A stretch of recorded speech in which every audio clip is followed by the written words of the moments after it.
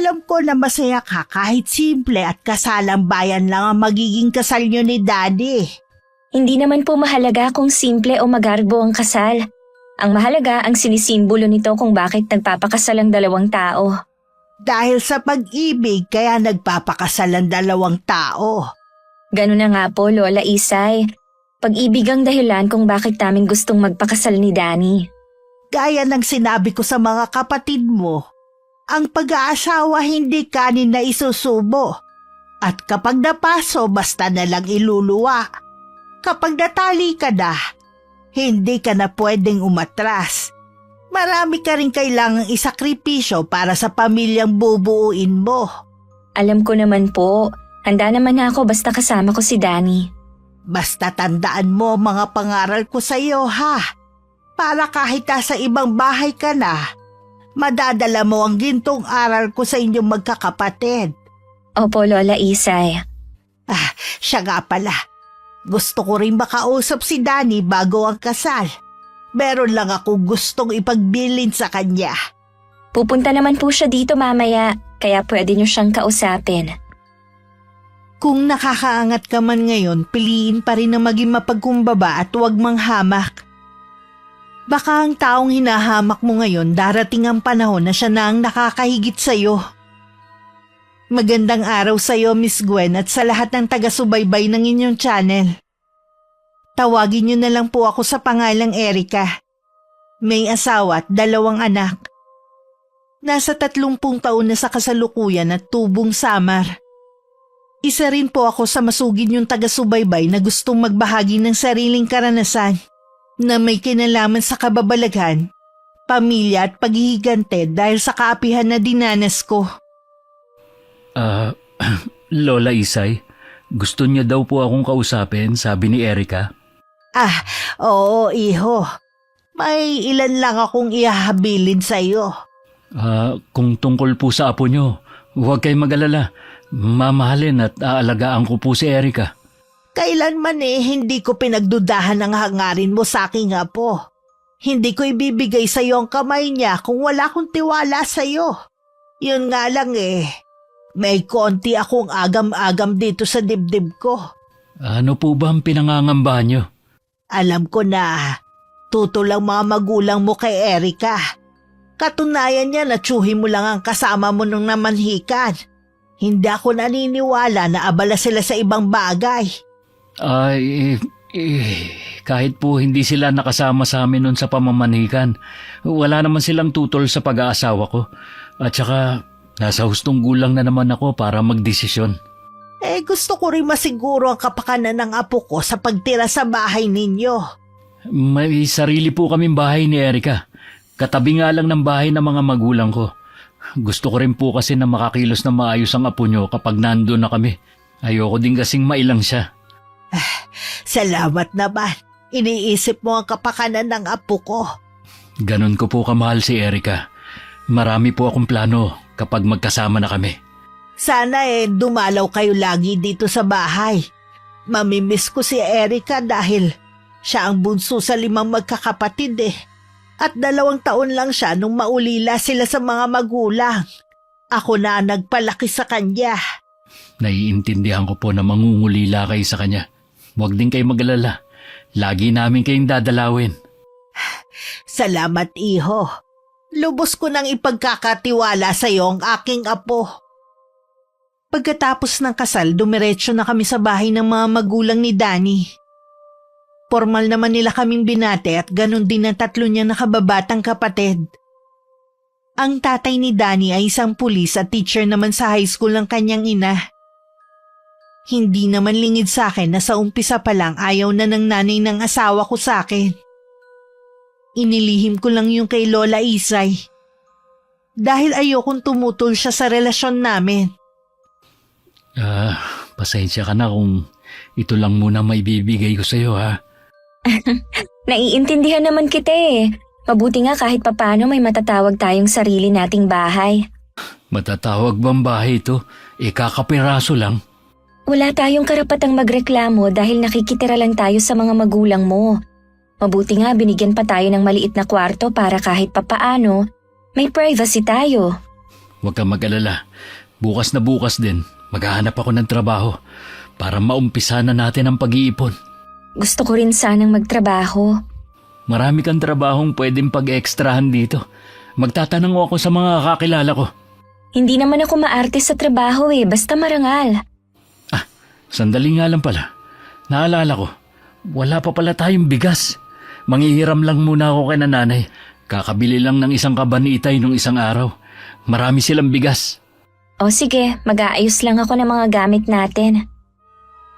Dahil plywood lang naman ang pagitan ng sala at ng kwarto namin sa bahay ng mga magulang ni Danny, ultimong mga yabag at mahinang ingay naririnig ko.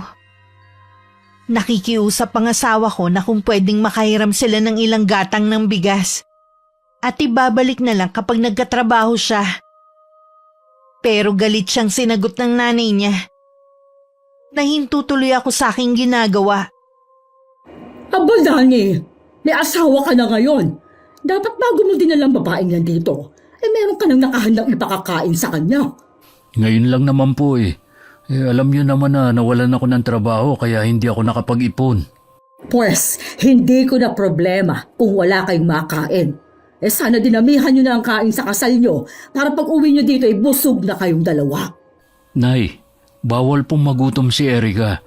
Alam niyo naman buntis siya Wala akong pakialam. Sana nagbaon siya ng bigas. Di ba magsasaka ang lola niya at ang mga kapatid niya? Nakikiusap naman po ako sa inyo, Nay. Nako, tigilan mo ako, Dali, ha? Pagod ako galing sa trabaho at marami pa akong gagawin. Huwag mong painitin ang ulo ko. Sige po, sa tindahan na lang muna kami uutang ng bigas. Baka naman magpaawa ka pa sa tindahan at pasamain mo pa kami sa kwento mo. Huwag kayo mag-alala, Nay. Wala akong sasabihin. Nako, ginusto mo yan. Pwes, bahala kang maghanap ng kakainin yun ng asawa mo. Noon ko lang napagtanto kung gaano kaseryoso ang pinasok ko. Hindi ko rin akalaing sa unang araw pa lang makakaranas na kaming pagdamutan ng nanay ni Danny. Halos kalahating oras din bago bumalik ang asawa ko. Kahit nakangiti, kita ko sa mga mata niya ang lungkot. Pasensya ka na kung natagalan ako Napakwento pa kasi ako sa kababata ko Ayos lang, ako na ang magsasaing. Marunong naman ako Siya nga pala, huwag mo nalang pansinin si inay Pagod lang yun sa trabaho. Hindi kasi biro ang pagtuturo Huwag kang mag-alala, naiintindihan ko naman ang nanay mo. Isa rin sa dahilan ng mabilis naming pagpapakasal ay dahil buntis ako. Natatakot kasi kung mahusgahan ng mga tao. At malaman na rin ni Lola Isay at ng mga kapatid ko ang totoo kong kalagayan. Kaya kahit hindi pa kami handa lalo na sa pinansyal, pumayag na rin ako kahit sa kasalang bayan kami maikasal. Akala ko katulad ng mga kapatid ko ang magiging buhay ko sa pag-aasawa. Masaya at magiging magaan. Pero kabaliktaran pala ang magiging takbo ng buhay ko. Sana magkaroon ka na ng permanenteng trabaho, no? Para makabili na tayo ng TV. Kahit yung maliit lang. Pasensya ka na kung bawal tayong pumasok sa bahay nila nanay. Hindi ka tuloy makapanood ng TV. May awa ang Diyos. Makakaraos din tayo. Hindi ako nawawala ng pag-asa na aasenso din tayo. Hindi naman sa lahat ng oras lagi tayong hikaos. Lagi kong ang ipinagdarasal na sana magkaroon ka na ng permanenteng trabaho. Nagtatanong nga ako lagi sa mga kakilala ko kung meron silang trabaho na pwede kong pasukan. Meron naman sana kaso lalayo naman ng lugar. Ayaw naman kitang iwan sa kalagayan mo. Ayoko rin naman na magkalayo tayo. Magtiyaga na lang tayo sa kung anong meron. Siya nga pala. Mas mabuti siguro kung titigil ka na sa pagiging labandera mo. Malaki na kasi ang tiyan mo baka mapano ka pa. Kaya ko pa naman Sayang din naman nakakaipon ako sa paglalaba ko. Nag-aalala lang kasi ako sa iyo. Kapag hindi ko na kaya, ako na mismo ang titigil. O sige, basta mag-iingat ka Oo naman. Oh, tumatawag yata ang nanay mo. Mukhang galit na naman ang tono ng boses niya. Mabuti pa, labasin na natin. Saktong paglabas namin ni Danny, lumabas naman sa may kusina ang biyanan ko. Hindi na naman maipinta ang mukha nito at salubong ang mga kilay. Matalim ang titig niya sa akin kaya bigla akong kinabahan. Erika! Totoo ba, ha? Yung sinabi mo kay Yoli na manugang kita, ha? Opo, nabanggit ko nga po kay Ma'am Yoli. Nasabi niya po kasi na co-teacher niya kayo. Ano pang sinabi mo sa kanya, ha? Ano pa? Yun lang naman po. Kahit kailan hindi ka nag-iisip. Palibhasa kasi, wala kang tinapos. Sana nung malaman mong kasamahan ko siya sa trabaho, nanahimik ka na lang. Ano naman po ba masama kung malaman ng katrabaho nyo na manugang nyo si Erika? Totoo naman. Isa ka pa! Pareho lang kayo eh! Hindi mo malang inisip, Erika, ang sasabihin sa akin, ha? Alam ko na po kung bakit kayo nagagalit. Nahihiya kayo na labandera lang ang asawa ko. Natural! Alam ko namang ipagmalaki ko siya. Marangal naman ang trabaho ng asawa ko kumpara sa iba. Marangal na ba sa'yo ang ginagawa niya? Palibasa, pareho kayong gamunggo ang utak. Huwag nyo naman po kaming pagsalitaan ng ganyan. May damdamin din naman kami. Bakit? Totoo naman ah. Kaya ka nga hindi nakatapos kasi mahina yung ulo mo. Hindi ka katulad ng mga kapatid mong matatalino. Ikaw pa naman ang panganay pero binigo mo kami ng itay mo. Tingnan mo mga kapatid mo. Malayo ang mararating nila at ikaw habang buhay nilang extra sa trabaho. Napatungo na lang ako para hindi makita ng biyanan ko ang pagbagsak ng luha ko. Nang tingnan ko ang kamao ni Danny, mahigpit yun nakakuyom. Hanggang makaalis ang nanay niya, hindi na kami nagsalita pa. Para hindi na lang lumaki ang galit sa amin ng biyanan ko, hindi na lang ako naglabada kay Ma'am Yoli. Maganda sana dun dahil bukod sa mabait yun, pinapagamit pa niya ako ng washing machine para hindi ako mahirapan. Huwag ka namang inayang sa kikitain mo kay Ma'am Yoli. Okay na rin siguro yon para pumirmi ka na lang dito sa bahay. Magaan naman kasi ang paglalaba ko doon at saka mabait ang pamilya nila. Kesa naman magalit pa sa atin si inay. Bakit ganun ang nanay mo magsalita? Parang hindi ka naman niya anak. Kahit naman noon, iba na ang trato niya sa akin kumpara sa mga kapatid ko. Hindi ka man lang ba ipinagtatanggol ng tatay mo at mga kapatid mo? Takot ang mga kapatid ko kay inay, kaya sunod-sunuran lang din sila. Si Itay naman, kapag naririnig niyang pinagsasalitaan ako ng masama ni inay, pinagtatanggol naman niya ako. Kaya lang lagi naman siyang wala dito sa bahay. Nasasaktan din kasi ako kapag iniinsulto ka ng nanay mo. Sanay naman na ako eh. Dapat masanay ka na rin. Nag-aalala tuloy ako na makalakihan ng anak natin ang trato sa atin ng inay mo. Malay mo, kapag lumabas na ang baby natin, magbago na si inay. Sabi kasi nila, ang panganay na apo daw ang mas minamahal ng lolo't lola. Sana nga ang anak natin ang magpapalambot sa puso ng inay mo. Konting tiis pa ha. Magbabago din ang lahat. Basta kasama kita, lahat makakaya ko. Dahil naiinip at hindi naman ako sanay na walang ginagawa, naglako na lang ako ng mga gulay na tanim ng isa sa mga kapitbahay namin. Dahil sa kagustuhan kong makaubos ng paninda kung saan-saan ako nakakarating. Hanggang sa isang kakilala na naman ng biyanan ko ang naging suki ko, na naging dahilan na naman para magalit siya sa akin. Talaga bang inuubos mo ang pasensya ko, ha? Hindi ko po kayo maintindihan. May nagawa po ba akong mali? May gana ka pa talaga magtanong? Sinong may sabi sa'yo na pwede ka maglako ng gulay at bentahan ng kakilala kong guro? Hindi ko naman po alam, Nay. Di bang sabi ko sa'yo, tigilan mo ng ginagawa mo? Kung gusto mong maglabandera at maglako ng gulay, dun mo yan gawin sa inyo. Basta't malayo dito. Nakikiusap naman po ako sa inyo. Huwag niyo naman akong pagbawalan. Malapit na po akong mga anak at kailangan namin ng pera. Hindi pa naman pala kayo handa. Bakit ka nagpabuntis agad sa anak ko? Baka akala mo may mahihita ka sa amin dahil magandang propesyon namin mag-asawa. Mahal po namin ni Danny ang isa't isa. Mahal ba ka mo? Bakit napapakain ba kayo ng pagmamahal na yan, ha? Naniniwala po kami na balang araw makakaraos din kami. Kailan pa? Ha? O itong isaksak mo sa kukote mo, Erika, ha? Kahit kailan, wala kayong aasahan sa aming mag-asawa. Ang kinikita namin ay sapat lang para mabuhay kami at mapag-aral ang 3 naming anak. Mula nang magsama po kami, hindi naman kami umasa sa inyo. Nagsusumikap po kami sa sarili naming paraan. Aba dapat lang! Sinasabi ko lang ito para malinaw sa'yo. Nang makaalis ang biyanan ko, tsaka ako humagulgol ng iyak. Siguro kaya ganun na lang ang iyak ko dahil matagal na ako nagkikimkim ng sama ng loob. Dahil sa paraan ng trato nila sa aming mag-asawa. Naabutan pa ako ni Danny sa ganung ayos. Taranta pa siyang nagtanong kung ano ang masakit sa akin. Manganganak ka na ba? Sabihin mo kung saan masakit.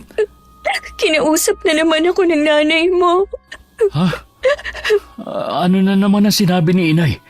Nalaman niya kasi na naglalako ako ng gulay at isa sa mga suki ko katrabaho na naman niya. Pagpasensya mo na lang si inay. Hindi ko na rin kasi siya maintindihan eh. Nahihiya siya na malaman ng ibang tao na ako lang ang napangasawa mo. Mababa ang tingin niya sa akin. Wala na naman siya magagawa kundi tanggapin ka dahil kasal na tayo. Kung lagi niyang kukontrahin ang ginagawa natin, paano tayo makakausad? Ito lang naman ang trabaho na pwede sa atin Konting tiis na lang. Makakaalis din tayo rito. Sana nga. Hindi ko na kasi kaya ang pangiinsulto na ginagawa sa akin ng nanay mo. Huwag mo na lang dibdibin ang sinasabi niya. Ganon kasi ang ginagawa ko. Kaya hindi na ako gaano nasasaktan. Sisikapin ko na hindi na magpa-apekto.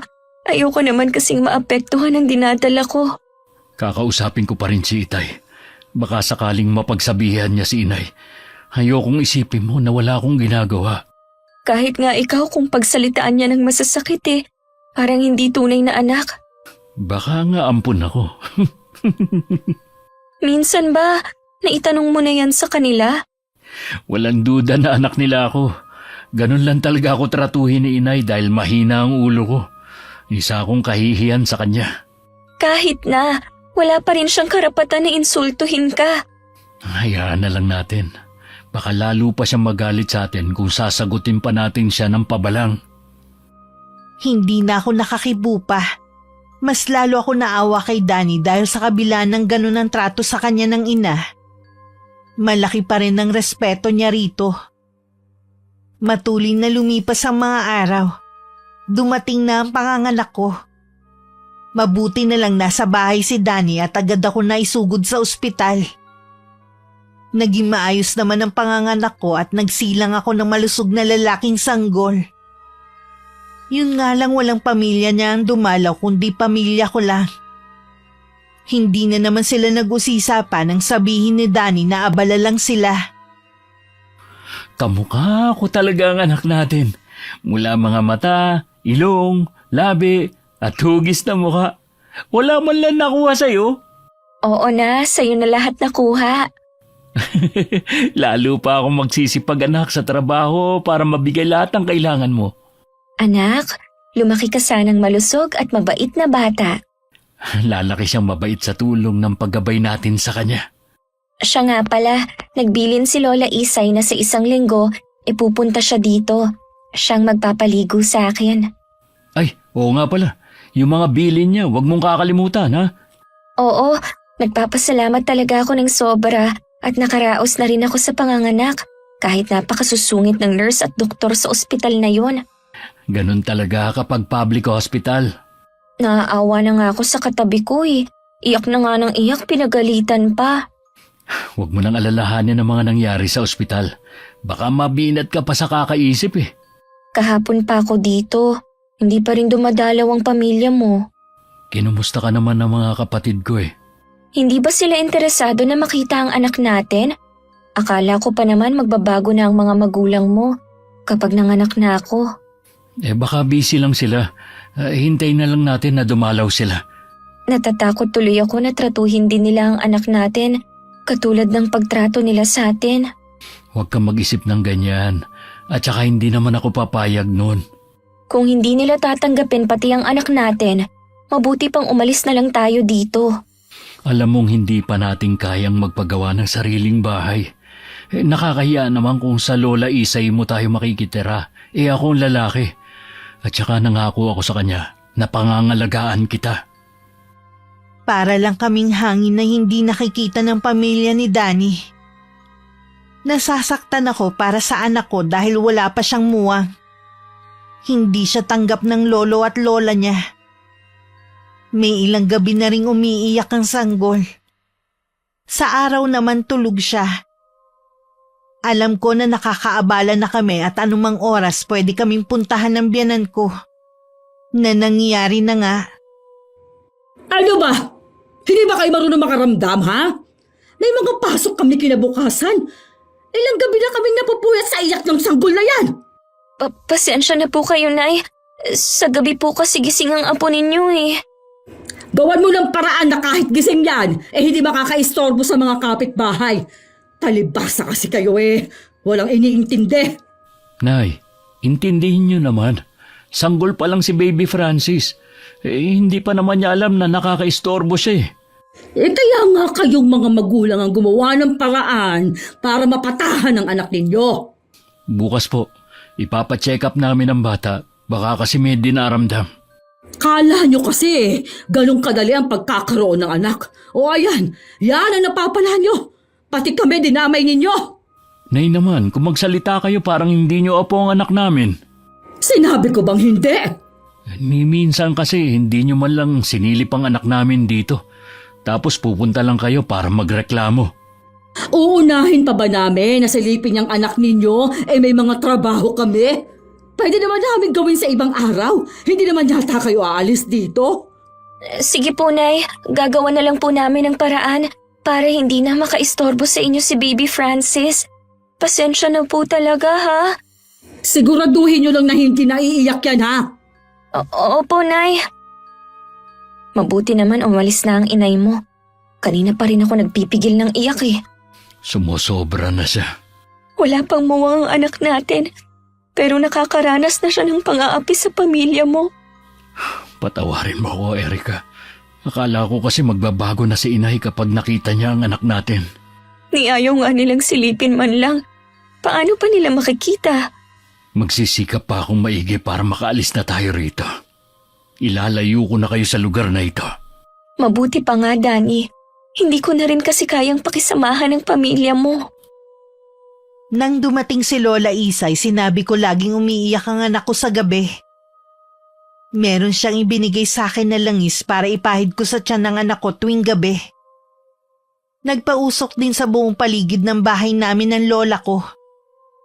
Nagpakulo na rin siya ng tubig na maraming iba't ibang klase ng dahon na makakatulong daw para maiwasan ko ang binat at agarang panunumbalik ng lakas. Kailan niyo pala pabibinyagan ng bata? Baka po isabay na lang namin sa piyesta dito, La. Matagal pa ang piyesta dito Bakit hindi na lang sa piyesta sa atin? Sa isang buwan na yon, para sana mabinyagan na ang apo ko. Wala pa po kasi kaming ipon.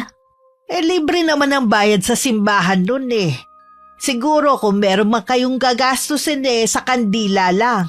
Sa handaan naman pwede naman sa bahay. Pwede na rin siguro na isang pares ng ninong at ninang na lang ang kunin ninyo. Sige po, Lola, sasabihin ko po kay Danny. Sa totoo lang po, gusto ko na rin pabinyagan ng anak namin para mabawasan ang pag-iyak niya sa gabi. Ano nga pala ang sabi ng lolo at lola ni Francis? Siguradong tuwan-tuwa sila, no? Opo. Masaya po sila dahil unang apo nga nila. Sabi ko na nga ba kung ako nga tuwang-tuwa sila pa kaya. Kapag po nagising siya, paliliguan ko. Ako na magpapaligo sa kanya, ha? Magpahinga ka na lang dyan. Kung gusto mo matulog, sige lang. Ako na muna ang bahala sa anak mo. Sige po, Lola. Para nga po kung inaantok pagkatapos maligo Ako na rin ang bahalang magluto. Nang magising ang anak ko, pinaliguan na siya ni Lola Isay. Pumalahaw na naman ito ng iyak. Si Lola parang naaliw pa dahil malakas daw umiyak. Hindi ko lang masabi na baka magalit na naman ang biyanan ko. Ilang sandali nga lang isang malakas na hampas sa plywood na narinig namin. Kasunod ng galit na boses ng biyanan ko. Ano ba, Erika? Hindi mo ba patitigilin sa pag-iyak ng anak mo? Ay, istorbo na nga sa gabi, pati ba naman sa araw? Meron nag-aaral dito. Lola, patahanin niyo na po si Baby Francis. Baka po sumugod na naman dito ang biyanan ko. Bakit ganun ang tono ng biyanan mo? Akala ko ba'y natutuwa sila sa apo nila? Intindihin na lang po natin na naaabala sila. May mga trabaho naman kasi sila eh. Dapat maintindihan nila ang sanggol. Normal lang naman na pumalahaw ng ganito ang bata. Oo nga po, Lola. Kaya lang hindi nila kasi maintindihan ang anak ko. Magtapat ka nga sa akin, apo. Totoo ba natanggap nila ang anak mo at kayo sa bahay na to? Lola, Ayaw mo talagang patahanin ng batang yan? Sige ha, hintayin mo ako. Napupuno na ako sa iyak ng batang yan eh. Ako na ang bahalang humarap sa kanya. Padedehin mo muna tong gwapito kong apo. kumakatok na po ang biyanan ko. Nagugutom na pala kaya umiyak eh. Ako na ang magbubukas. Talaga bang... Aling Isay? Ako nga. Ay, kanina pa po ba kayo nariyan? Maaga akong pumarito dahil dinalhan ko rin ang mga dahon ng apo ko para sa unang paliligo niya. Hindi niyo siguro napansin ang pagdating ko dahil saradong-sarado ang bahay ninyo. Para bang takot kayong pasukin ng ibang tao? Ayaw kasi naming naaabala kahit na ba araw ng Sabado marami kasi kami ginagawa. Ganon ba? Kaya ba nagagalit ka sa iyak ng apo natin? Kuhan kasi nag-aaral ang mga anak ko. May exam kasi sila sa Lunes. Dapat malawak ang pang-unawa mo. Lalo na 4 ang naging anak mo. Normal lang sa isang sanggol na umiyak ng ganito. Kakaiba naman kasi ang batang yan. Mula gabi hanggang umaga, wala nang ginawa kundi ang pumalahaw ng iyak. Mas kakaiba kang lola. Ibis na unawain mo na lang, tutal apo mo ang sanggol na ito. Mas gusto mong ikaw ang intindihin.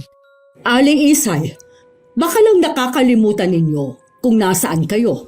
Hindi ko nakakalimutan. Pero ikaw mukhang nakakalimot na magpakatao.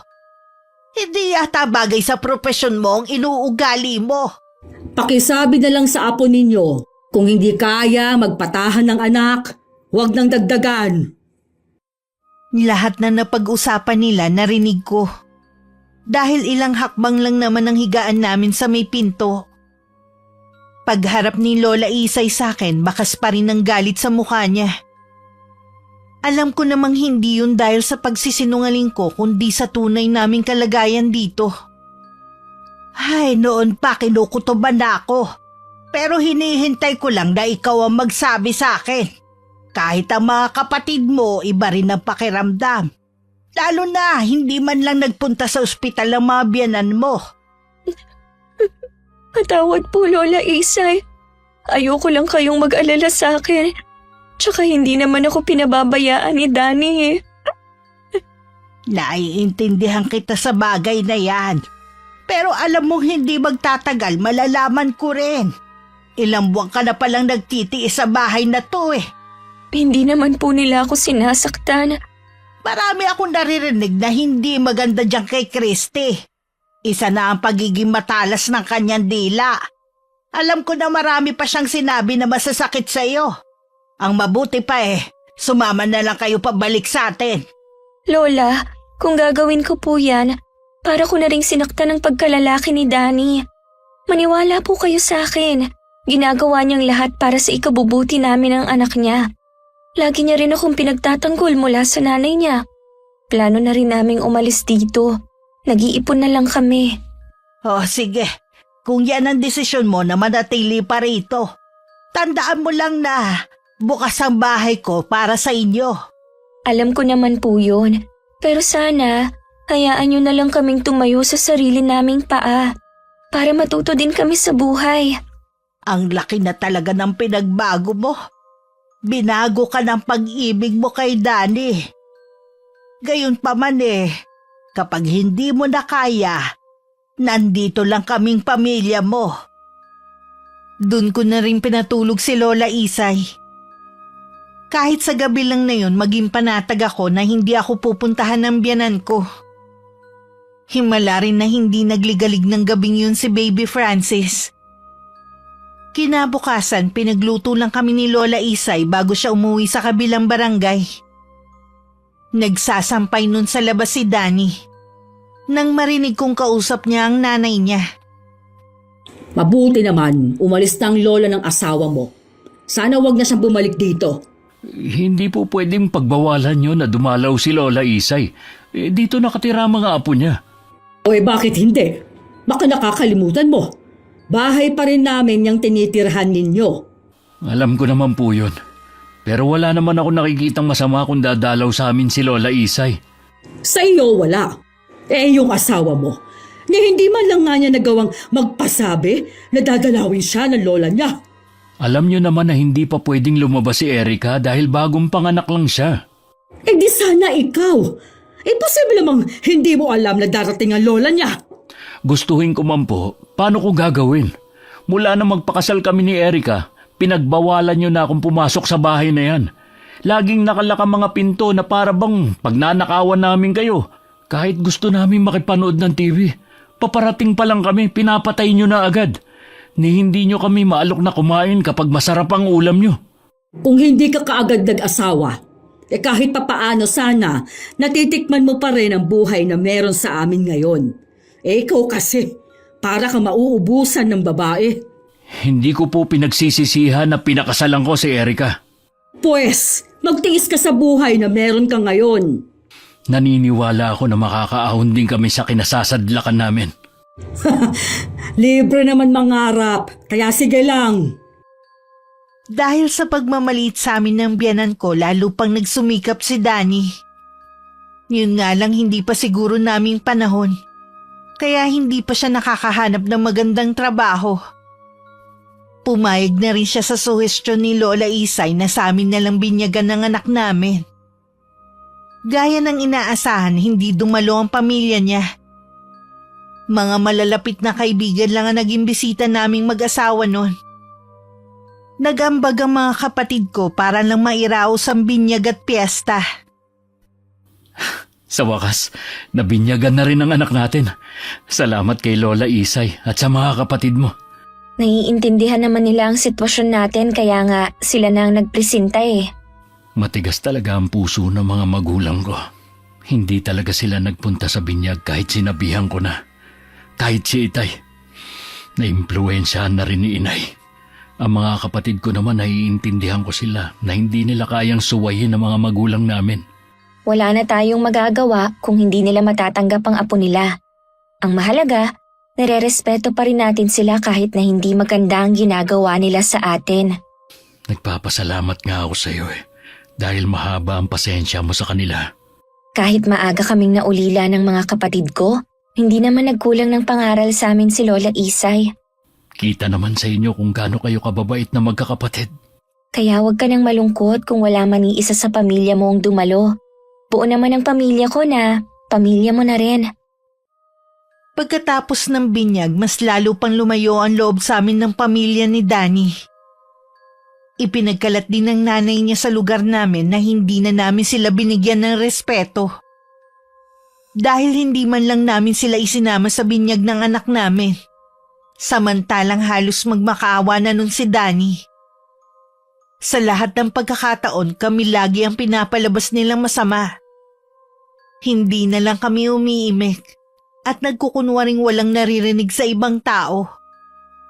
2 taon na kami nagsasama ni Danny pero wala pa rin pagbabago ang pakikitungo nila sa amin.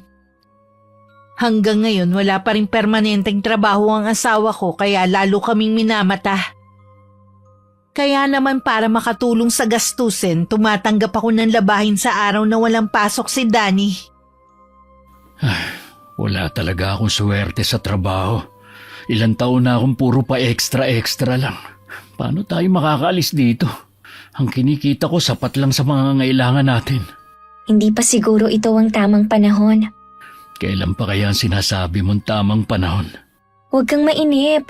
Ako nga hindi nawawalan ng pag-asa eh. Kaya nga kahit papaano, tumutulong ako sa'yo para may ipon tayo kahit konti.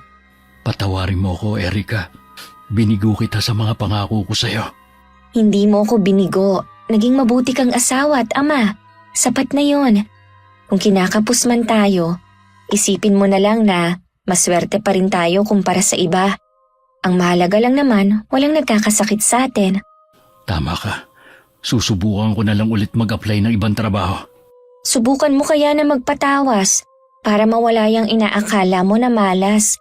Wala namang masama eh. Kay Lola Isay ka na lang pumunta.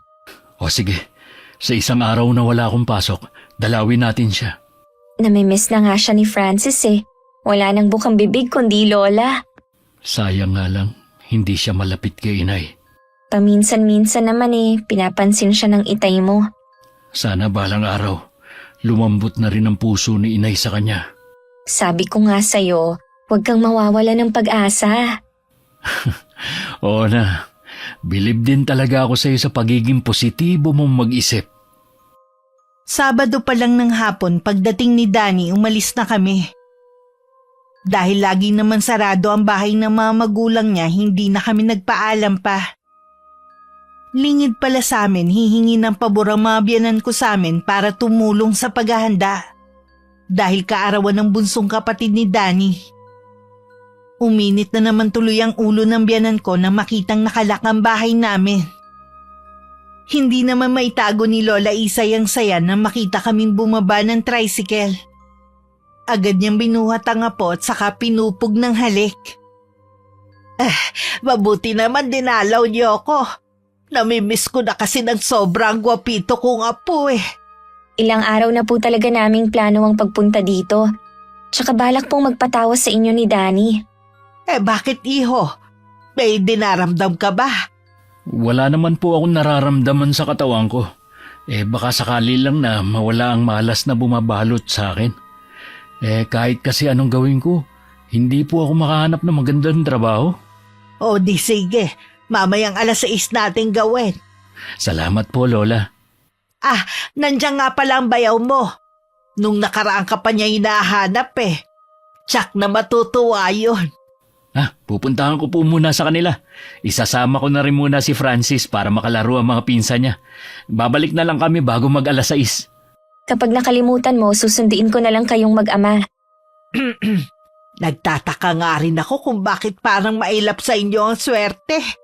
Pareho naman kayo masipag na mag-asawa. Kaya nga po minsan nawawala na ng pag-asa si Danny eh. Pakiramdam niya malas siya. Siguro kasi dahil nakadikit ang bahay niyo sa kanila kaya nag-aagaw ang swerte. Baka nga po yun ang dahilan. Kumusta na nga pala ang pakikitungo sa'yo ng mga biyanan mo? Kung ako sa inyo, tanggapin niyo na lang ang inaalok ko na dito kayo tumira. Malaki pa naman ang lupa dyan sa likod ng bahay eh. Pwede kayo magpatayo doon ng maliit na kubo. Sa totoo nga po, gusto ko nang umalis doon. Si Danny lang po ang inaalala ko. Ibaba na kamo niya ang pride. Kung gusto niya ng pagbabago sa pamilya niyo, siya na mismo ang lumayo sa pamilya niya. Kakausapin ko po ulit siya pag uwi namin sa bahay. Hindi nga maituturing na bahay ang kapirasong kwarto na yun eh. Ang mahalaga naman po may privacy kami kesa na kasama talaga namin sila sa iisang bubong. Sa bagay nga, di bukas na kayo uuwi.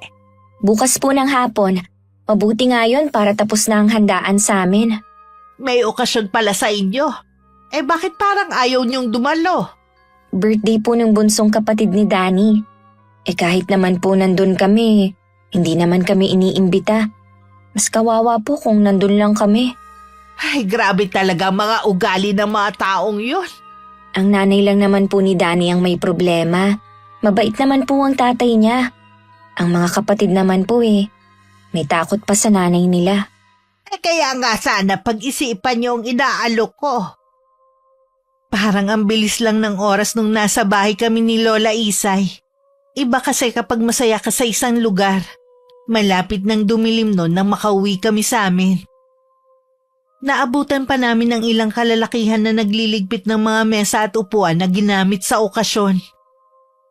Tuloy-tuloy lang kami hanggang makapasok sa loob ng bahay namin. Mukhang bonggang selebrasyon ni Irene ng birthday niya. May inarkila pa mga mesa at upuan. Pwede kasi 18 na ang kapatid mo. Bukas ko na lang siguro siya babatiin. Ako rin. Kamusta na nga pala ang pakiramdam mo pagkatapos kang tawasin ni Lola Isay? Magaan ang pakiramdam ko. Nawala yung bigat sa balikat ko eh. Mabuti naman kung ganon. Magsasaing na nga pala ako. Buti na lang at may padala sa ating ulam si Lola. Oo nga. Ang nanay mo yata ang kumakatok sa may pinto. Ha? Baka magbibigay ng ulam. Teka lang, Nay! Bakit ba? Ang tagal mong buksan, ha? Pasensya na po, Nay. Kararating lang kasi namin eh.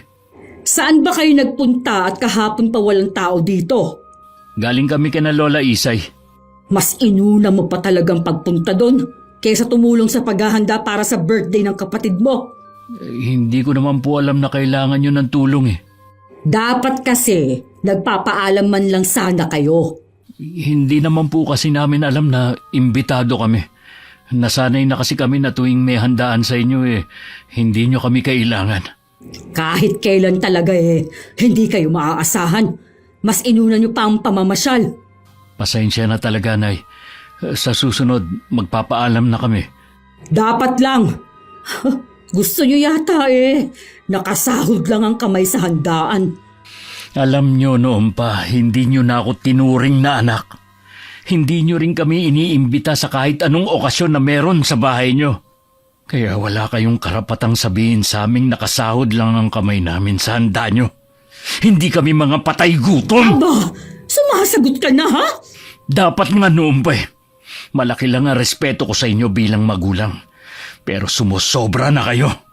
Wala kang karapatan na pagsalitaan ako ng ganyan dahil anak lang kita. Kung hindi mo na kaya ang mga sinasabi ko, lumayos kayo sa pamamahay ko. Balang araw aalis kami rito. Huwag kayo mainip. Kung talagang aalis kayo, sana noon pa. Puro ka na lang naman kuda Kulang pa nga yung kinikita mo sa pagkain ninyo. Kahit na ganun, hindi kami humingi sa inyo ng kakanin namin sa araw-araw. Dahil dyan sa pagsagot-sagot mo sa akin, lalo kang mamalasin. Tandaan mo ang sinasabi ko sa'yo. Hindi ako makapaniwalang sa unang pagkakataon maririnig kong sinagot ni Danny ang kanyang ina. Siguro nga napuno na rin ang asawa ko sa ginagawa ng biyanan ko sa kanya. Nang sumunod na araw kahit katanghali ang tapat nagpaparinig ang biyanan ko na wala daw kaming kwentang tao. Walang utang na loob at mamalasin daw kami habang buhay. Kahit may sarili kaming tirahan, wala namang kaming privacy. Tanggapin na lang natin ang inaalok ni Lola Isay. Huwag kang mag-alala. Tatapusin ko lang ang trabaho ko dito sa malapit sa atin. Tapos aalis na tayo rito. Mabuti naman na tauhan ka na rin. Hindi ko na rin kasi kaya ang ginagawa ni Inay sa atin. Nakakababa na masyado ng pagkatao. Tanggapin na lang siguro natin na hindi na siya magbabago pa. Baka kapag nawala tayo rito, sa kanya maisip na mahalaga rin pala ako sa kanya bilang anak niya. Sana nga isang araw siya naman ang matauhan. Huwag na lang kayong masyadong maglalabas ng bahay para hindi kayo mapag-initan, ha? Oo, huwag ka rin masyadong mag-isip. Konting panahon na lang matatapos na ang pagtitiis natin. Mabuti na lang wala tayong gamit. Hindi tayo mahihirapan sa paglilipat. Wala naman tayong paglalagyan kasi dito. At saka hindi nga tayo pinayagan na bumili ng gamit dahil tataas daw ang bill natin.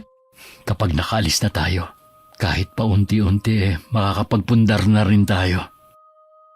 Pakiramdam ko naging mabagal lalo ang pag-usad ng mga araw.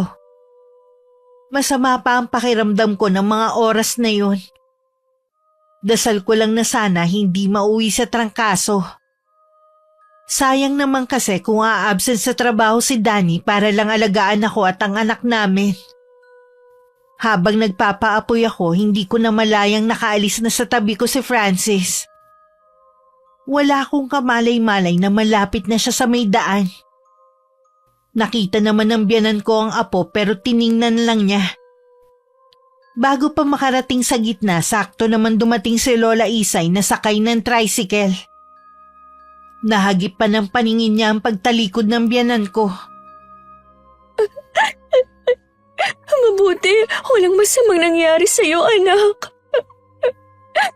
Ano ba kasi ang ginagawa mo? Isa na nga lang yung anak mo hindi mo pa mabantayan. Paano kung hindi ako dumating? Baka kung napano na ang apo ko. Nasa tabi ko lang siya kanina eh. Hindi ko po namalayan na wala na siya. Kanina pa po kasi ako parang wala sa sarili dahil sa sama ng pakiramdam. Mukha ka nga may sakit. Pabuti pa magpahinga ka na lang. Ay, sobrang init naman dito sa loob ng bahay niyo. Pabuti nakakatulog kayo sa tanghali. Kaya nga po napilitan ng gumawa ng duyan dito sa labas si Danny para dito kami tumambay na mag-ina. Wala na ba kayong electric fan kahit yung maliit lang? Wala po la, tsaka bawal po kami bumili ng gamit. Pinagbawalan kayo ng biyanan mo? Ganun na nga po, para wala ng gulo, sumunod na lang po kami. Ay, sumusobra na talaga ang babaeng yon. Wala talagang pakialam sa inyo. Kahit man lang sana sa apo niya. Mapapahamak na nga ang bata sa harapan niya ni hindi man lang takbuhin. Ano pong ibig niyong sabihin? Kanina nung dumating ako, nasa labas din si Christy. Wala talaga siyang pagmamahal sa apo niya. Kung hindi pa kayo aalis dito, baka mas lalong mapahamak ang anak mo rito. Lola, pumayag na po si Danny na umalis dito. Ay, mabuti naman kung ganon. Kailan kayo lilipat? Tatapusin lang po niya yung trabaho na malapit dito. Rekomenda kasi siya ng kaibigan niya, kaya nahihiya siya na basta na lang umalis. May maganda rin pala akong balita sa'yo. Hiring daw sa pinapasukan ng kuya mo.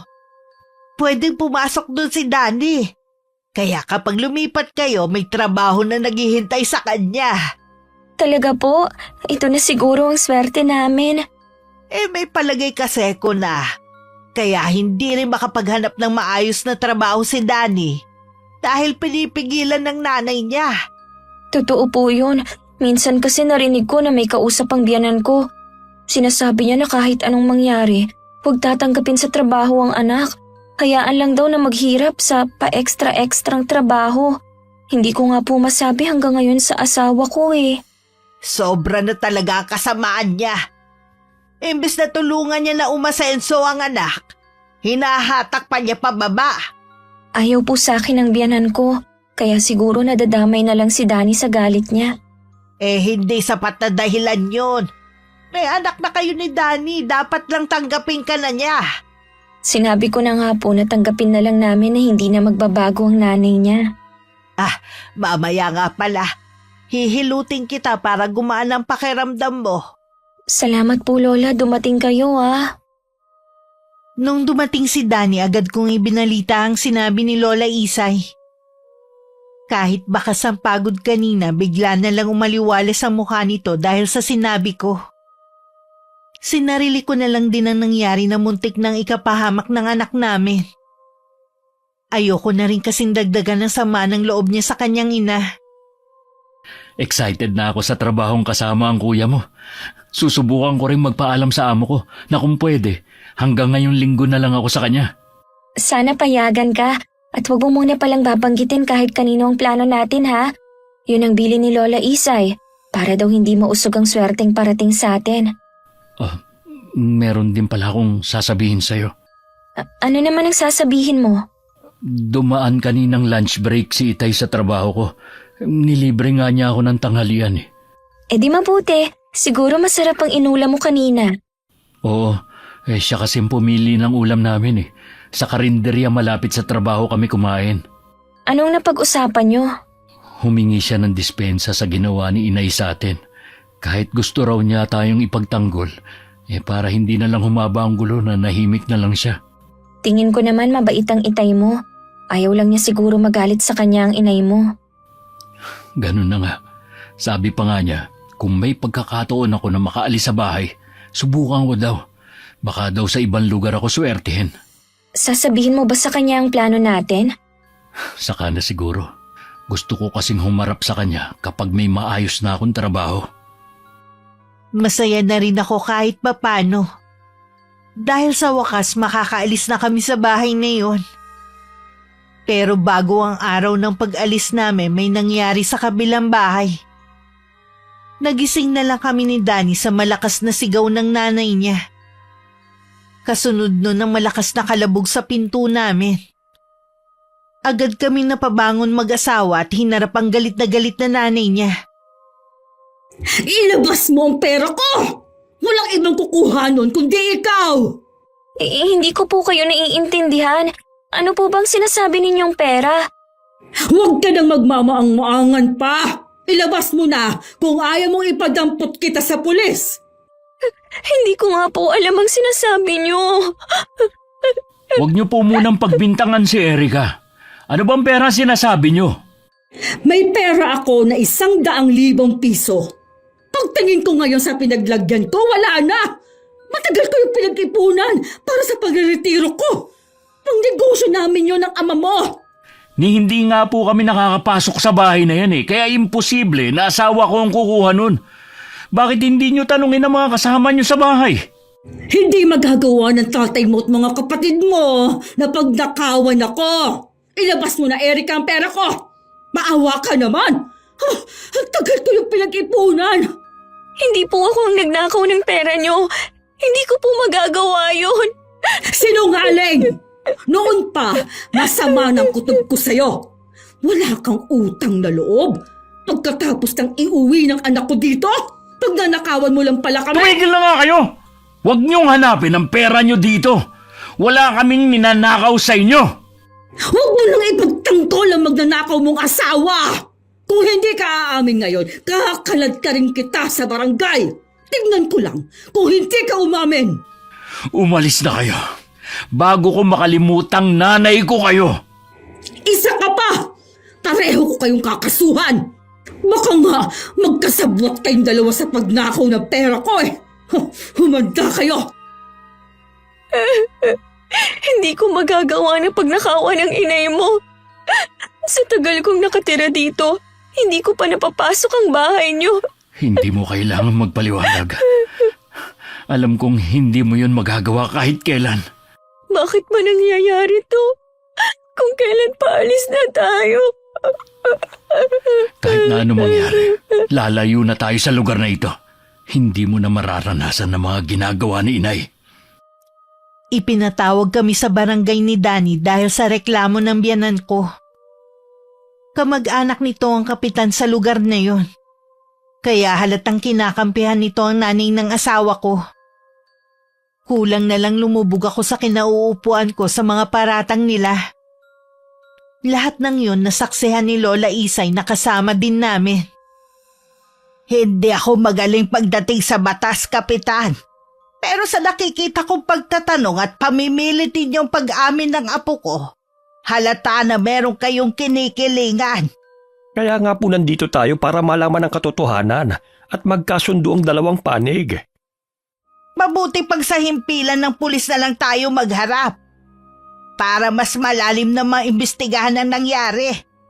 Hindi na po kailangan, Aling Isay. Kaya nga nandito tayo para dito pa lang ay maayos na ang problema. Bakit ba nakikialam ka dito, ha? May karapatan akong makialam dahil apo ko ang sangkot. Kausapin mo yung apo mo na ibalik na lang ang pera ko para matapos na ito. Anong ibabalik sa'yo ni Erica? Kung hindi naman siya ang kumuha. Walang ibang kukuha nun kundi siya. Palibasa sabik sa pera yung apo mo. Kung sigurado ka, sa presinto ka magreklamo at haharapin ka namin doon. Bakit ba kailangan pa nating pahabain to? Dito pa lang tapusin na natin. Kahit magdamag pa tayo rito, walang ilalabas na perang apo ko. Dahil hindi siya ang kumuha. Ano bang klaseng pagpapalaki ang ginawa mo dyan sa apo mo? Maayos ang pagpapalaki ko sa aking apo. Baka ikaw ang hindi naturuan ng maayos. Sayang naman ang propesyon mo. Ano kaya ang itinuturo mo sa mga estudyante mo, ha? Huwag daw mong maisali-sali ang propesyon ko dito. Dahil nga dyan sa katayuan mo, kaya ganun na lang ang ginagawa mong pangmamaliit sa apo ko. Ilang sandali pa dumating na rin ang ama ni Danny. Nag-usap sila ni Kapitan na malayo sa amin. Maya-maya pinaalis na rin kami. Wala pa rin akong tigil sa pag-iyak. Inaalo naman ako ni Danny samantalang tahimik lang si Lola hanggang makauwi kami ng bahay. Mabuti pa, Iha. Sumama ka na sa akin sa bahay. Kapag sumama po ako sa inyo, baka lalong isipin ng nanay ni Danny na ako ang kumuha ng pera niya. Tama po si Erica, Lola. Palipasin po muna natin ng ilang araw. Labis na ang pagdurusa ng apo ko sa kamay ng nanay mo. Hindi ko na kayang palampasin ang ginagawa niyang to. Ako na po ang humihingi ng kapatawaran sa ginawa ni Inay. Kahit siya pa ang humingi ng kapatawaran na imposible niyang gawin, kulang pang kabayaran yun sa ginawa niyang pangmamaliit at pamamaya sa apo ko. Lalabas din ang katotohanan kung sino ang kumuha sa pera ni Inay. Isa lang sa mga kasama niya sa bahay ang gagawa nun.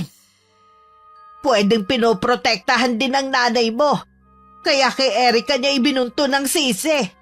Lola Isay, huwag na po kayong magalit. Baka mapano po kayo.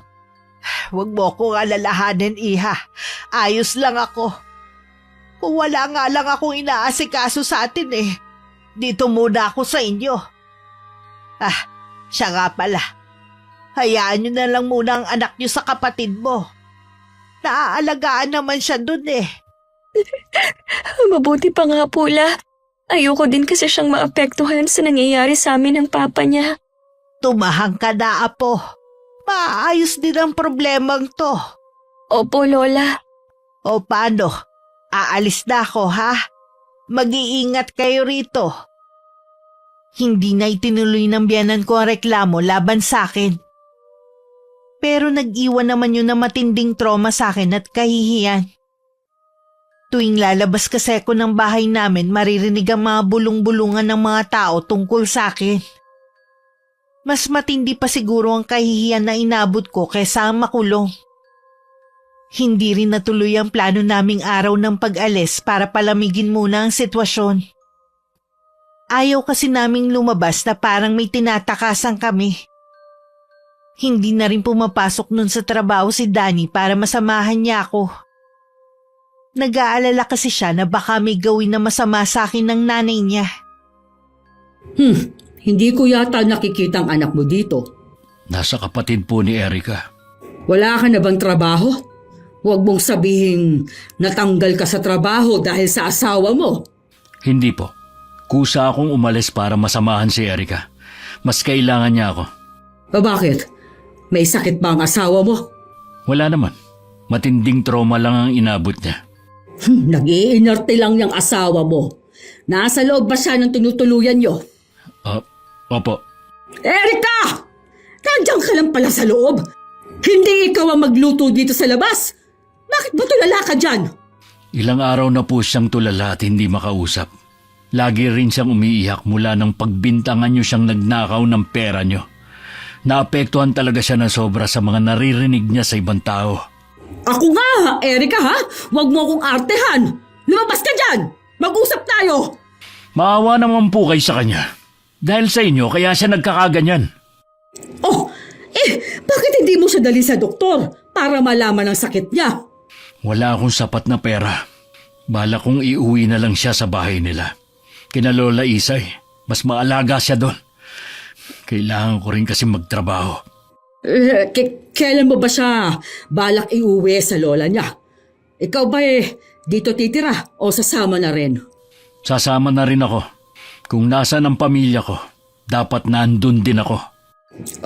Alam ba ng tatay mo ang balak mong pag-alis? Opo, sinabi ko na sa kanya ang plano ko. Alam rin niya ang kalagayan ni Erica. Kahit siya nagpayo na ilayo ko muna dito ang asawa ko. Sa tingin ko, baka umaarte lang yung asawa mo para hindi na ako magalit sa kanya. Ganyan na nga po ang kalagayan ng asawa ko. Iniisip niyo pa rin na umaarte siya? Alam niyo kung gaano kamahal ni Erika ang anak namin. 2 linggo nang hindi niya nakikita pero hindi man lang niya hinahanap. Ganyan bang umaarte? O sige, sana bumuti ng lagay na kapag inuwi mo siya sa kanila. Yan lang ba sasabihin niyo? Ano bang inaasahan mo na sasabihin ko, ha? Dahil po sa inyo kaya nagkaganyan siya. Huwag mo kong sisihin. Ako ang biktima dito dahil nawalan ako ng pera. Hindi niyo nga nagawang mapatunayan na asawa kong kumuha eh. Kahit ano pang gawin mong pagtatanggol dyan sa asawa mo, buo ang paniniwala ko na siya ang kumuha. Ay sana po, hindi niyo pagsisihan ang ginawa niyong to sa asawa ko. Kinabukasan, dumating si Lola Isay at ang isa ko pang kapatid na may-ari ng tricycle na sasakyan namin. Nakikita ko naman ang nangyayari pero hindi ko alam kung bakit hindi ko gustong magsalita. Nakakaramdam kasi ako ng takot na baka may masabi akong mali. Nakasakay na kami nun sa tricycle at hinihintay na lang si Lola Isay na sumakay na rin. Kasalukuyan siya nakikipag-usap sa biyanan ko. Kung inaakala mo na nakaligtas ka na sa ginawa mo sa apo ko, nagkakamali ka. Alam kong walang batas para sa mga katulad mo. Pero ako mismo ang magpaparusa sa'yo. Ang lakas naman ng loob mong pagbantaan ako sa mismong pamamahay ko. Hindi to pagbabanta. Gagawin ko to para maipaghiganti ko lang ang nangyari sa apo ko. Sige nga, ano ang gagawin mo sa akin? Mas matindi pa sa inaakala mo. Yung nanaisin mo na lang mamatay kesa maranasan ng matinding sakit. Ang mabuti pa umalis na kayo. Kung ano-ano na kasing sinasabi mo Para ka na ring apo mo, nasisiraan na ng bait. Mag-iingat ka sa lahat ng binibitiwang mong salita. Baka bumalik sa'yo. Lola Isay, tara na pong umalis. Pasensya na iho kung natagalan ako sa pakikipag-usap sa nanay mo.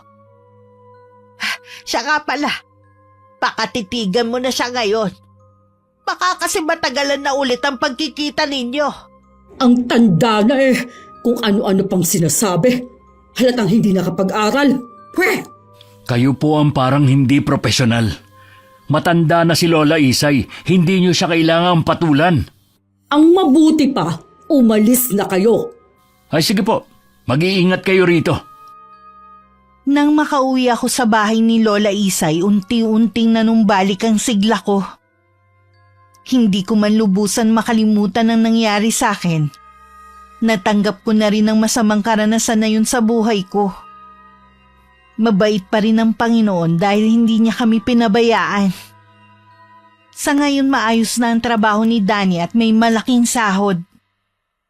Pinahiram din ako ng pampuhunan ng kapatid ko para makapagtinda ng merienda sa tapat ng bahay ni Lola. Na malaking tulong para lumago ang kabuhayan namin. Ang swerte naman talaga ng buntis. Swerte na may kasamang sipag at tiyaga. Tama ka dyan.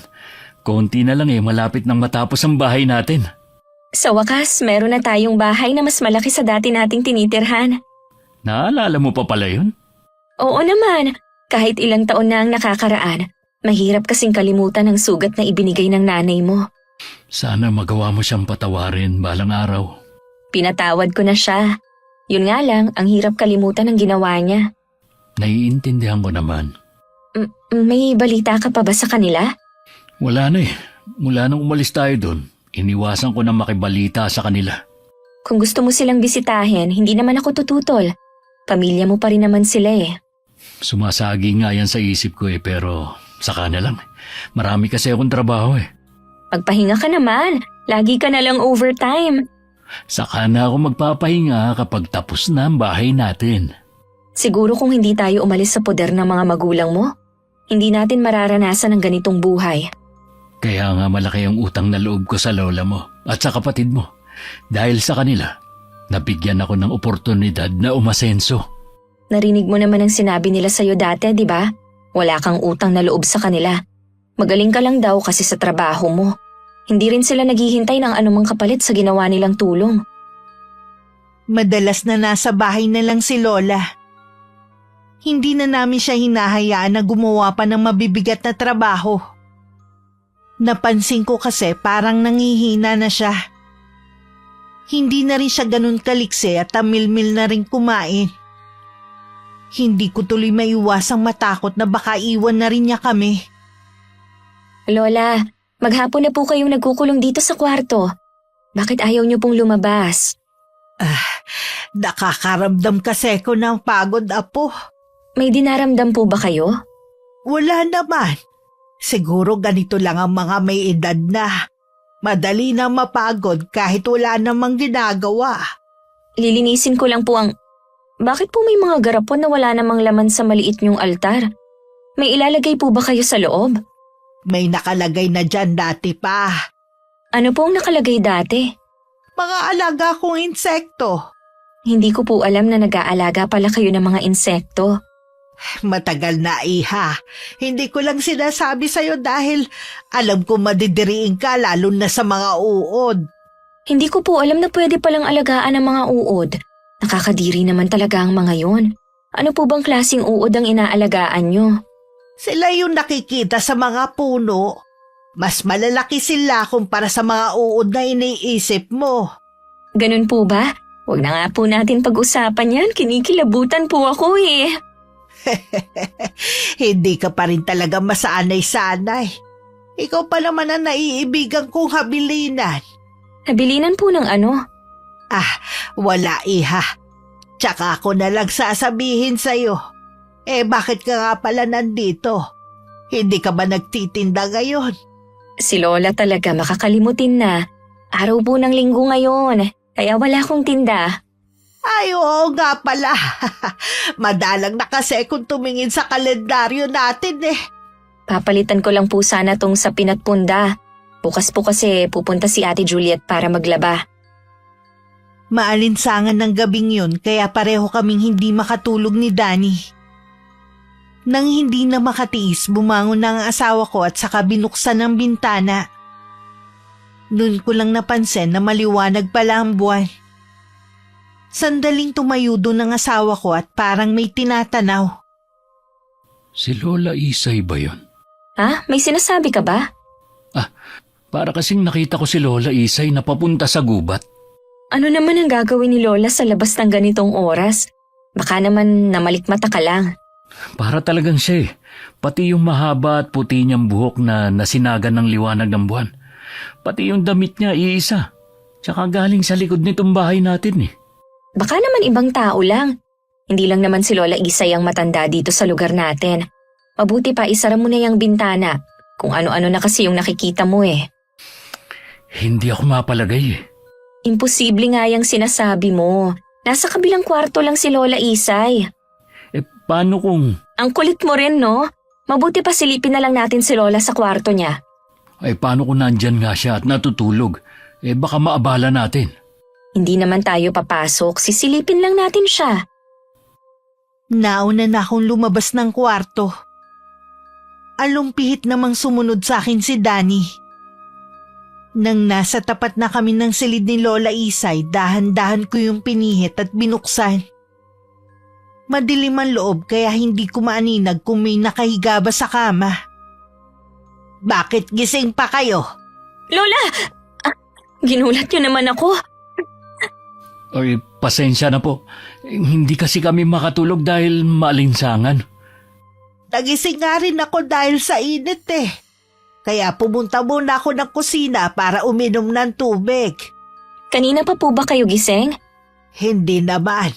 Siguro ilang minuto pa lang. Sige po, Lola. Papasok na po kami ulit sa kwarto namin, ha? Matutulog na rin ako. Papasok na sana kami sa kwarto namin nang lumingon ako. Papasok na rin sa silid si Lola na mapansin ko ang bakas ng putik sa sahig. At galing yun sa mga paa niya. Naging palaisipan yun sa akin pero inilihim ko na lang. Kinabukasan naging abala na kami sa aming kanya-kanyang gawain. Habang nasa harap ako ng paninda namin, isang bisita ang dumating. Nung una hindi ko agad siya nakilala dahil malaki na ang pinagbago ng itsura niya. At nasa wheelchair lang siya. Kayo po pala. Kumusta ka na, Iha? Ayos naman po. Si Danny po ba ang sadya nyo? Nasa trabaho pa kasi siya. Mga anong oras kaya siya makakauwi? Minsan po kasi gabi na. Mula nang umalis siya sa bahay, hindi na ulit siya nagparamdam sa amin. Samantalang nasa kabilang barangay lang kami. Sasabihin ko na lang po sa kanya na galing kayo dito. Papadalawin ko rin po siya sa inyo. Pakiusap lang, Iha. Pakisabi sa kanya na kailangan ko siyang makausap. Nakikita mo naman siguro ang kalagayan ko. Kailangan ko kasi ang tulong niya. Kung hindi niyo po mamasamain, anong nangyari sa inyo? May sakit ba kayo? Mahirap ipaliwanag ang sakit ko. Kay Danny ko na lang siguro sasabihin at bahala na siyang magsabi sa'yo. Sige po. Baka may gusto po kayo na inumin o merienda kaya. Hindi na, Iha. Bawal pa kasi akong kumain ng mga pagkain, lalo na sa ibang bahay. Okay po. Kahit hindi na nagparamdam sa amin si Danny, marami naman kaming nabalitaan na magagandang nangyayari sa inyo. Katulad ng pagkakaroon ng bahay. Dahil po sa sipag at tiyaga, kaya natupad ang mga pangarap namin. Hindi rin kami tumigil sa pagdadasal. Ganun ba? Yun pala ang sikreto nyo. Hindi ako sigurado pero kinakitaan ko ng pagsisisi ang biyanan ko ng mga sandaling yun. Bago umalis, sinulyapan pa niya ang halos patapos na naming bahay na ipinagagawa. Pagdating ni Danny, sinabi ko sa kanya ang pagpunta ng nanay niya. Ha? Talaga? Ano daw ang kailangan niya? Hindi sinabi Basta hindi maganda ang lagay niya. Palagay ko malala na ang sakit niya. Ano pa napag-usapan niyo? Mula nung umalis ka daw, hindi ka na nagparamdam sa kanila. Ayos lang ba sa'yo kung pupuntahan ko siya? Oo naman, para malaman mo din ang kalagayan niya. Kahit ano man ang nangyari noon, nanay mo pa rin siya. Bukas ko na lang siguro siya pupuntahan. Gusto mo ba sumama? Sa ibang pagkakataon na lang, tingin ko kailangan niyo munang makapag-usap ng sarilinan ng nanay mo. Siguro nga. Sana lang hindi ganun kalubhan sakit niya. Habang nag-uusap pala kami ni Danny, hindi namin namalayang dumating pala si Lola at narinig na pinag-uusapan namin ng biyanan ko. Tama ba ang narinig ko na pumunta dito si Christy? Opo Lola, hinahanap niya si Danny. May lakas pa talaga ng loob siyang pumunta rito. Alam ko po na hanggang ngayon galit pa rin kayo sa kanya. Pero Lola, may sakit na po ngayon ang ina ni Danny. Sa tingin mo dahil may sakit na siya ngayon mabubura na nun ang ginawa niya? Nagdudusa na po siya ngayon. Siguro po sapat na yun. Alam ko sa kabila ng nangyayari sa kanya, hindi pa rin niya pinagsisisihan ang mga ginawa.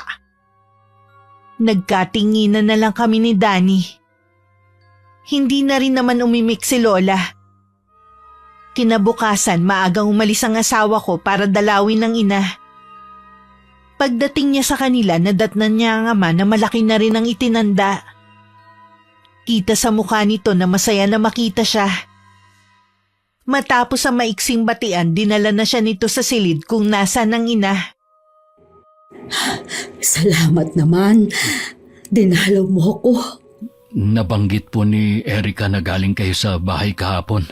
Akala ko hindi niya sasabihin sa'yo. Hindi ganun si Erica. Kumusta na kayo? Malala na ako, Danny. Baka nga araw na lang ang itatagal ko. Ubus na ang lahat ng pera namin ng ama mo sa pagpapagamot sa akin. Hanggang ngayon, hindi pa rin ako gumagaling. Nasaan nga pala mga kapatid ko? Hindi ba sila tumulong sa inyo? Mga wala ring utang na loob ang mga kapatid mo. Pagkatapos ng lahat ng ginawa ko sa kanila, ito pa ang mapapala ko sa kanila. Tinalikuran na nila kami ng itay mo. Nagkanya-kanya na sila. At hindi ko alam kung nasa na sila ngayon.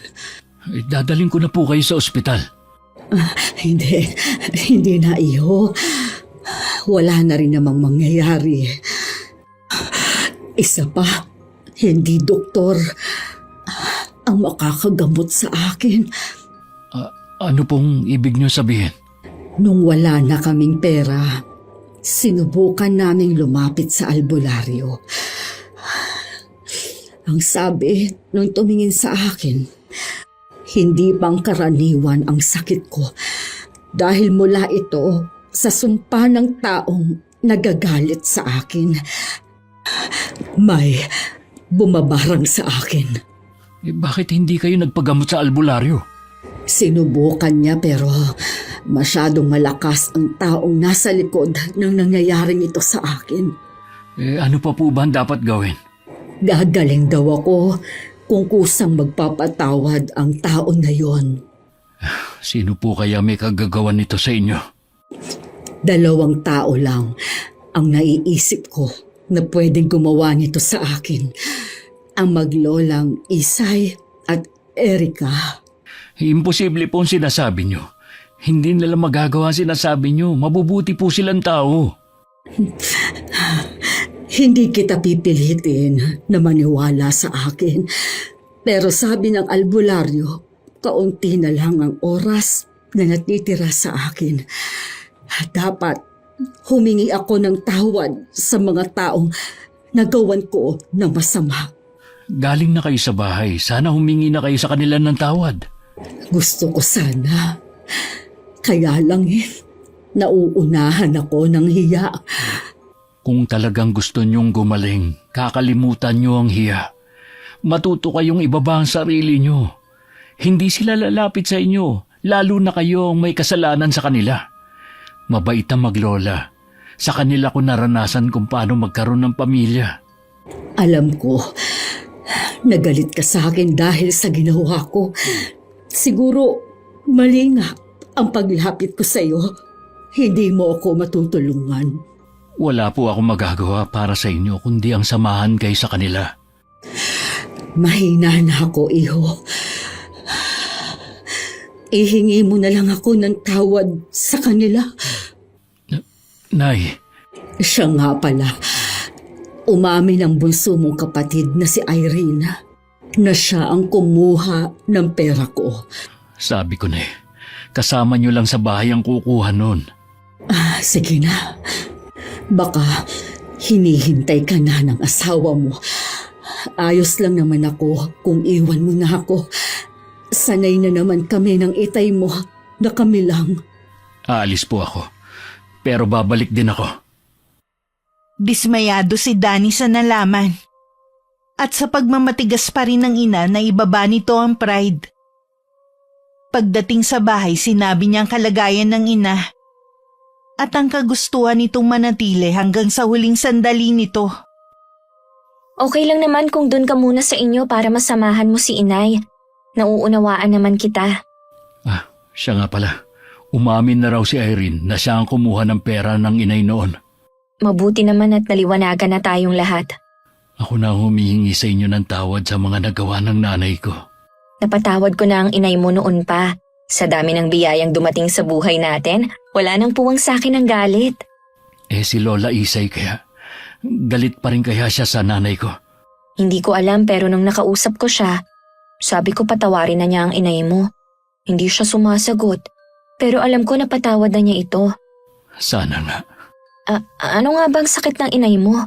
Wala siyang sakit, Erika. Sabi ng albularyo na tumingin sa kanya, may bumabarang daw sa kanya. Ha? Kaya pala ganun ang itsura niya. Tanging pagpapatawad mula sa taong gumawa nito sa kanya ang magpapagaling sa kanya. Danny, huwag mong isipin na kami ni Lola ang pinaghihinalaan ng nanay mo. Ganun na nga. Pero ang sabi ko, malabong kayo. Wala lang talagang mapagbintangan si inay. Masyado rin siyang nagmamatigas. Kahit gaano pa ang galit ng Lola, hindi niya magagawang manakit ng kapwa niya. Alam ko naman yon. Gusto ko sanang humingi ng tawad sa inyo ang inay, bago man lang siya mamaalam. Hayaan mo na kung ayaw niya. Pakisabi sa kanya na pinapatawad ko na siya at hiling ko pa na sana gumaling na siya. Salamat. Siguradong matutuwa si inay. Gagaan kahit papano ang kanyang dinadala. Nalulungkot din ako para sa biyanan ko. Masyado pa siyang bata para mawala sa mundo. Hindi ko na rin sinabi kay Danny na kapag barang bihira na nakakaligtas. Dahil mas mabagsik yun kaysa sa kulam. Kahit mapatawad pa ang nanay niya, walang katiyakan na mababawi pa ang sumpa. Dahil siguradong nasa loob ng katawan ng biyanan ko ang mga insekto na ginamit sa barang. Salamat anak. Bumalik ka. Sinabi ko naman sa inyo, di ba, na babalik ako? Pinapasabi po pala ni Erica na umaasa siya na gagaling kayo. Napakabait niya talaga. Sayang, hindi ko siya binigyan ng pagkakataon na mapalapit sa akin. Pasensya na po kayo kung hindi ko siya kasama. Nakita niyo naman po na malaki na ang tiyan niya at nag-aasikaso pa siya ng negosyo namin. Naiintindihan ko naman. Masaya na ako na kahit isa lang sa mga anak ko narito sa tabi ko. Nabanggit nga po ni Itay na hindi pa rin niya nakukontak ang mga kapatid ko. Hayaan na lang natin sila. Basta, wag mo kong iiwan. Hindi ko na alam kung anong nangyayari sa loob ng katawan ko, pero alam ko na merong gumagalaw sa tiyan ko. Magpakatatag po kayo. Alang-alang sa amin ni Itay. Hindi ko na kaya. Oras na lang ang natitira sa akin. Tinapat na ako ng albularyo kanina. Gusto ko pa sanang bumawi sa inyo eh. Kaya ko nang ibigay sa inyo lahat ng hilingin niyo. Hindi. Ibigay mo na lang sa pamilya mo. Sa kanila ka na lang bumawi. Habang lumalalim ang gabi, hindi na rin makausap ang biyanan ko. Dumating na rin ang 3 pang kapatid ni Danny. Lahat sila nag-iiyakan habang nakapaligid sa kanilang ina, na nakatuon na lang sa kisame ang mga mata. Hindi nila nasisiguro kung naririnig pa ba sila nito. Ilang sandali pa maririnig sa 4 na sulok ng silid na yon ang malakas na tili at iyakan. Bigla kasing lumaki ang tiyan ng biyanan ko at pumutok yun. Tsaka lumabas mula doon ang iba't ibang uri ng insekto. Maging sa mga mata, tenga, ilong at bibig, lumabas naman ang mga alupihan na lalong nagpatili sa mga babaeng kapatid ni Danny. Napasandal na lang sa pader habang tahimik na umiiyak ang asawa ko. Kamusta na ang Itay mo? Ayos na siya. Bumalik na rin sa bahay ang mga kapatid ko. Sabi pala niya, kung pwede na dalawin natin siya. Gusto niya kasi na makabawi sa apo niya. Oo naman, kapag wala kang pasok, pumunta tayo doon. Siguradong matutuwa si Itay. Lalo na kapag lumabas na ang bunso nating anak. Sabi rin ng mga kapatid ko, gusto rin nilang makasama ang pamangkin nila. Mabuti naman tanggap na nila kami. Matagal na kayong tanggap. Yun nga lang, hindi nila masuway si inay noon. Siya nga pala, ikaw na lang muna ang bahala kay Francis ha. Dadalhin ko lang to kay Lola Isay. Ilang araw na kasi siyang walang ganang kumain eh. O sige, pupuntahan ko lang ang anak natin. Napasukan ko si Lola na nakatayo sa harapan ng bintana at parang may tinatanaw. Inilapag ko muna ang dala kong mangkok na may lamang sopas. Lola Isay, ano po ang tinatanaw niyo dyan? Gusto ko lang tanawin ang buong paligid para hindi ko makalimutan. Dala ko na po ang sopas ninyo. Kumain po muna kayo. Bumalik na pala ang mga alaga ko. Ano pong alaga? Tingnan mo ang mga garapon sa altar. Paano po nagkaroon ng mga insekto sa loob ng mga garapon? Ang lalaki naman ng mga uod na yan. Dapat Lola, tinatapon nyo na yan eh. Hindi ko sila pwedeng itapon, iha. Mga alaga ko sila. Malaki ang naitulong nila sa akin. Naiiling na lang ako nang makita kong kinakausapan niya ang mga yon. May hinala din na nabuo sa isip ko pero pilit ko yung inaalis sa isipan ko. Ilang araw muna ang pinalipas ko bago ko naisipang tanungin si Lola. Pero hindi na siya makausap ng matino. Para na siya nag-uulyanin at nag-iisip bata. Hanggang sa kasalukuyan hindi na bumalik sa sariling katinuan si Lola Isay. Kaya ang mga tanong sa isip ko hindi pa rin nabibigyan ng kasagutan. O magkakaroon pa ba ng kasagutan? Sa karanasan ko ito, may makikilala ka talagang mga tao na hanggang sa huling sandali ng buhay nila, hindi magagawang magpakumbaba sa mga tao na gawa nila ng masama. Gaya ng biyanan ko. Ang mahalaga nagawa ko siyang patawarin. At laging ipinagdarasal ang katahimikan ng kanyang kaluluwa. Hanggang dito na lang, Miss Gwen, ang aking kwento. Maraming salamat. Wakas.